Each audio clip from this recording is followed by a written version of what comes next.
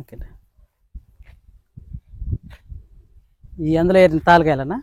అందులో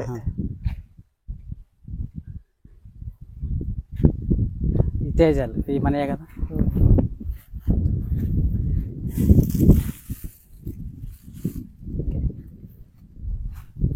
బాగానే అయిపోయింది కదా మొత్తం. ఈ పాత వరకు కంప్లీట్ అయ్యి. ఎప్పుడు దొక్కుతున్నావు? రేపు దొక్కుతున్నావు? రేపుగా వెళ్ళింది కానీ చూడడానికి వచ్చి చూస్తాను. మరి చూసింటే చూడలేదు, తెలియలే. నేను నీళ్ళు పెట్టిందా అని ఇంతకుముందు వచ్చింది నీళ్ళు ఎత్తుకురాన్న.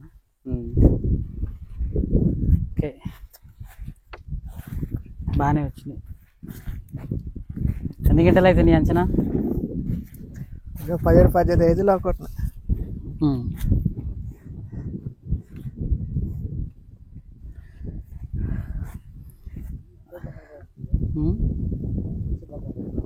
సరే ఇక్కడే ఉండి. ఓకే, మన ప్రతి తెలుగు రైతుకు నమస్కారం అండి.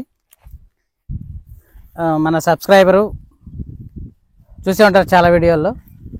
అలాగే స్టార్టింగ్ నుంచి చాలా వరకు అంటే విత్తన ఎంపిక నుంచి ఎండింగ్ వరకు మనం నేను దగ్గరలో ఉన్నటువంటి ఇక్కడ మోజేస్ గారు రెగ్యులర్గా మానిటరింగ్ చూస్తూ 2 ఎకరాలు వేశారు. ఈ ఫస్ట్ కటింగ్ ఒక 20 క్వింటాలు ఉన్నాయి. 2వ కటింగ్ కూడా ఒక 20 దాకా ఉంటాయి. సో ఓవరాల్గా ఒక 40 2 ఎకరాల మీద. బట్ ఎర్ర నేల, రాళ్ళ నేల, పై ఎత్తులో మొక్కలు తక్కువ, కొంచెం తక్కువలో ఉన్నాయి, కింద బాగుంది. సో చేను కూడా ఎగుడు దిగుడుగా ఉంది. సో మొక్క పెట్టిన దగ్గర నుంచి వారానికి ఒకసారి ఎవరో ఒకరిని విజిటింగ్ చేస్తూ అప్పుడప్పుడు కొన్ని డెమోలు కొట్టిస్తూ కొన్ని మందులు సూచనల మేరకు చేశాము. వాటిలో ఇన్ టైంలో పడలేదు. నేను చెప్పిన కొన్ని మందులు అంటే మంచి ఫ్లవరింగ్ మీద ఒక రోజు వచ్చి అలాంటివి అవి కొట్టమని చెప్పాను, పడలేదు. తర్వాత నల్లి వచ్చిన సందర్భంలో అప్పుడు స్టార్టింగ్ స్టేజ్లో నల్లి స్టేజ్లో కూడా మంచి ఫ్లవరింగ్ మీద ఉన్నప్పుడు మళ్ళీ అంటే అలాంటి కొట్టకపోవడం వలన మొత్తం ఒక కాప్ అంతా ఒక 7-8 క్వింటాలు టోటల్ 2 ఎకరాల మీద ఒక 7-8 క్వింటాలు మినిమం మొత్తం బుడాలై గండిపోతలై కాయలు వంకరలు వచ్చేసి పాడైపోయింది.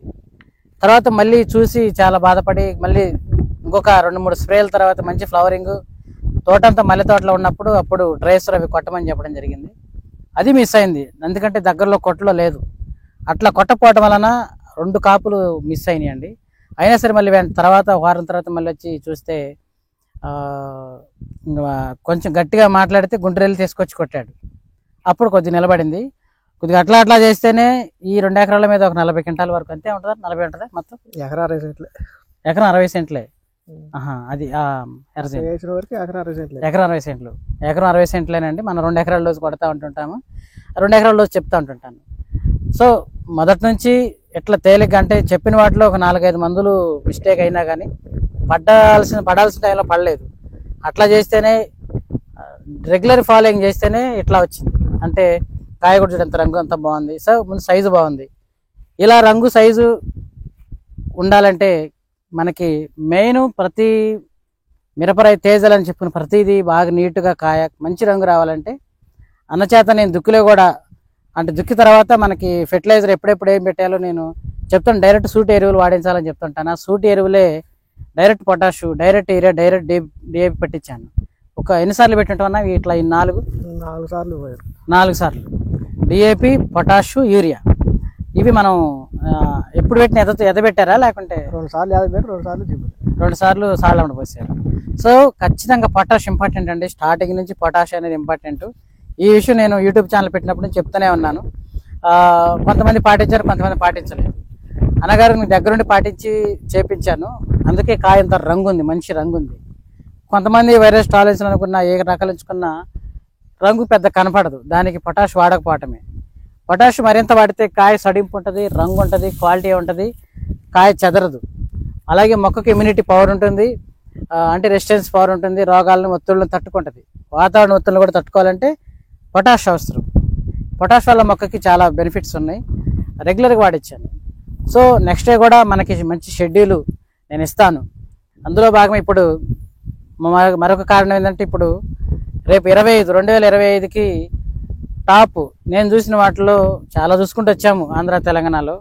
ప్రస్తుతం రైతుకి ఈ సంవత్సరం తేలికపాటి పెట్టుబడులు 30 క్వింటాలు వస్తూ అలాగే ఈ వైరస్ని తట్టుకుంటూ ఈ నల్లిని నాకంటే పెద్దగా లెక్క చేయకుండా సరదాగా 30 క్వింటాలు లో మెయింటెనెన్స్లో 30 క్వింటాలు వచ్చినటువంటి వెరైటీలు మనం నెక్స్ట్ ఇయర్కి చెప్పే ప్రయత్నంలో భాగంగా మనకి మిర్జా క్రాప్స్ నుంచి బైరో B9 చెప్పుకుంటూ వచ్చానండి.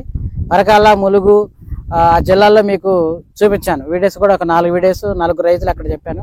అలాగే నిమ్మగడ్డ చిన్నసామయ్య గారు మోతాడక తాటికొండ దగ్గర గుంటూరు జిల్లా ఆ బాబాయ్ది కూడా చూపించాను.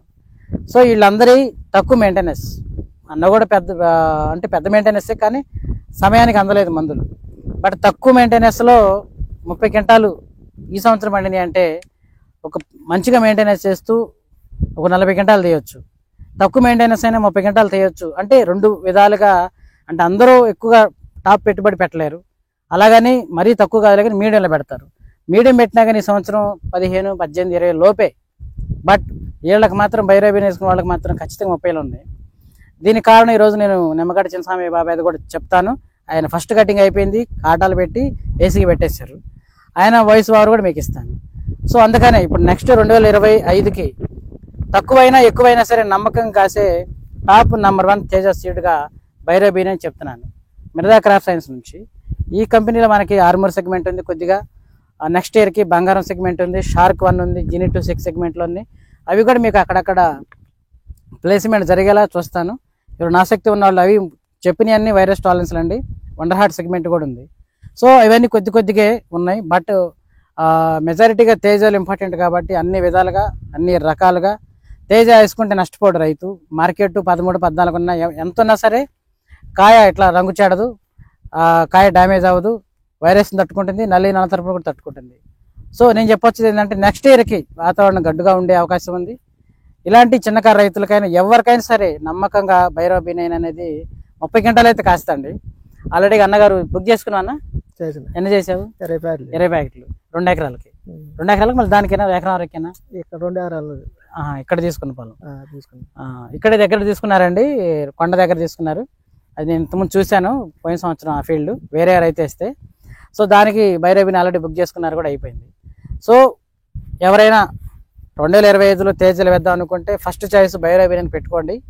కారణాలు చెప్తున్నాను. 1 వైరస్ని తట్టుకుంటుంది, నమ్మకంగా ఫస్ట్ నుంచి కింద నుంచి కాచకుండా వస్తుంది. ఈ నల్లి నలతాన పురుగుని వచ్చేలోపే మినిమం 20 నుంచి 25 క్వింటాలు మినిమం, తక్కువలో తక్కువ. కొంచెం యావరేజ్గా చేసుకునే వాళ్ళకి 30 క్వింటాలు, లేదు స్టార్టింగ్ నుంచి అన్నీ కుదిరి బాగుంటే 40 క్వింటాలు వస్తాయి. సో ఈ ప్రయత్నం చేయాలని, అలాగే స్టార్టింగ్ నుంచి తక్కువ షెడ్యూలే తక్కువ మందులే, అంటే కొన్ని మిస్టేక్ అయినా సరే నమ్మకంగా తీసుకురాగలిగే ప్రాసెస్ మన దగ్గర ఉంది. ఆ ప్రాసెస్ నేను బైరో B9 వేసుకున్న ప్రతి రైతుకి, అలాగే మన ఛానల్ చూసిన ప్రతి రైతుకి నేను షెడ్యూల్ ఇస్తాను మే నెలలో. So thank you so much.